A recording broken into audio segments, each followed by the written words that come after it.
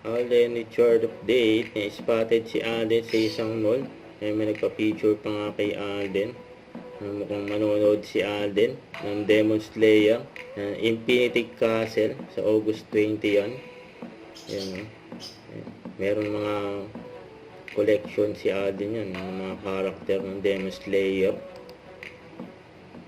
So ito pa, about last night.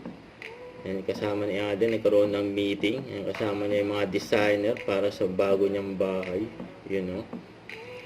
Ganyan ka-busy si Alden. Galing pa yung endorsement shoot.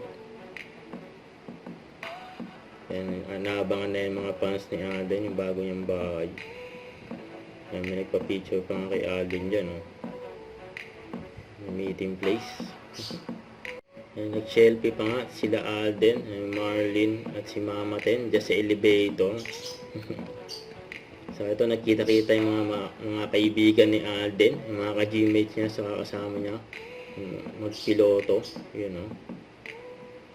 So ito, sa post ng Magnolia Ice Cream Philippines, ito yung sabi ni Alden, "We don't sell Magnolia products, we sell memories," yun, no?